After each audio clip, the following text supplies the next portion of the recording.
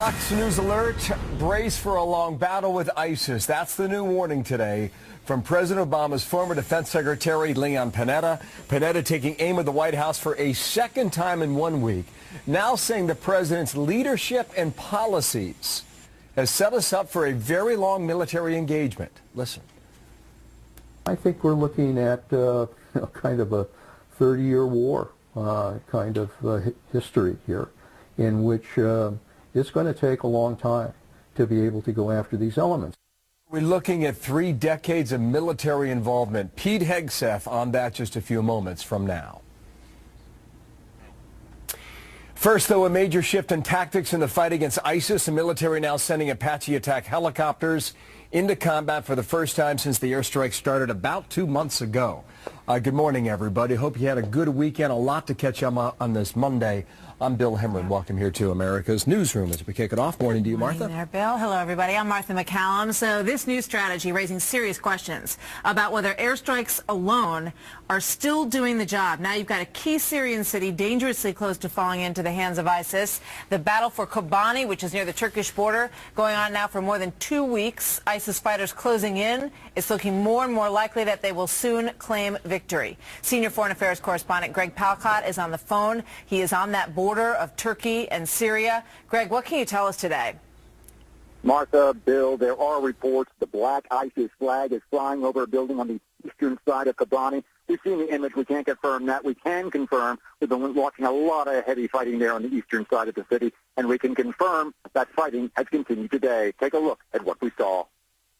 We have now been pushed back about 2.5 miles by the Turkish military from the Syrian town of Kobani over there. You can see a plume of explosion there from an impact. And we can see and hear all the action going on there. You can hear it right now between the ISIS terrorists and the brave Kurdish defenders of the town.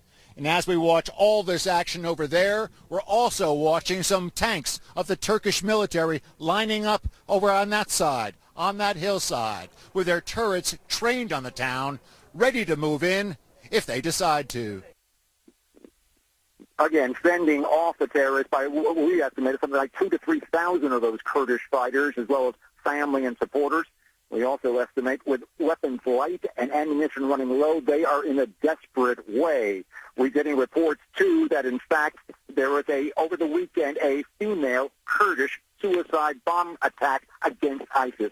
As for those U.S. airstrikes, in the 5 days that we have been here, we can only confirm 1 round, despite the fact that over several days we've been seeing ISIS tanks moving around, ISIS vehicles, even the muzzle fire of ISIS guns.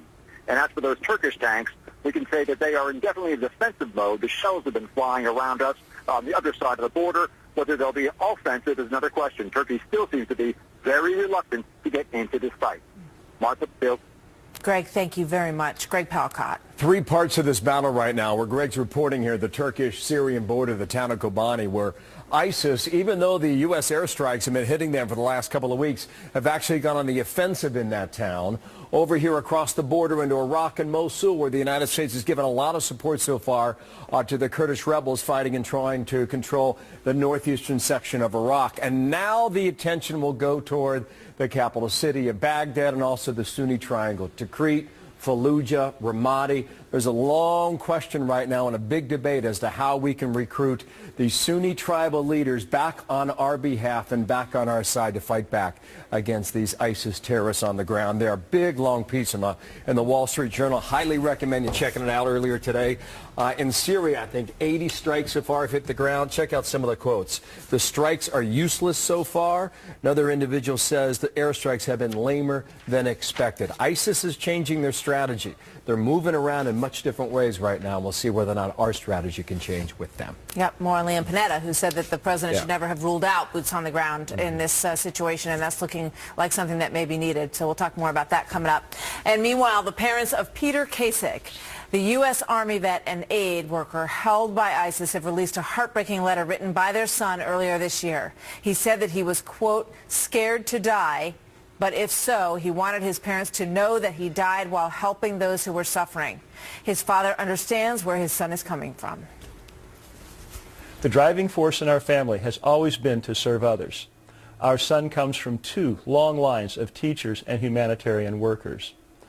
Our family deplores all human suffering and the loss of innocent life, no matter who is responsible. We respond by trying to provide aid and assistance. Our son was living his life according to that same humanitarian call when he was taken captive. Peter Kasich was taken hostage by ISIS in Syria last October while he was delivering aid to refugees from that country's civil war. So what?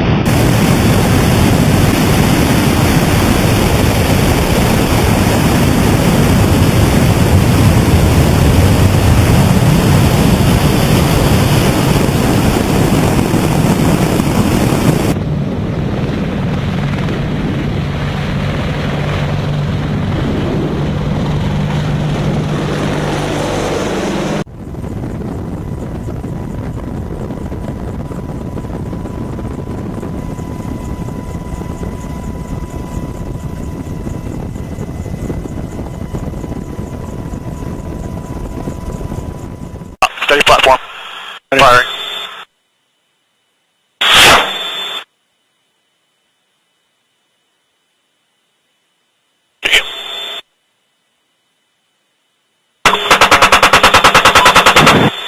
Sorry, PB Storm. Mustang 3. We do what we do. White 1 says, as of right now, the 20 white lights. You're cleared hot to blow up the blue bongo, over. And you're clear whenever you're ready. Get line of sight. There you go. You're in zoom already. And whenever you're ready, you're clear. Sorry. Roger. This is away.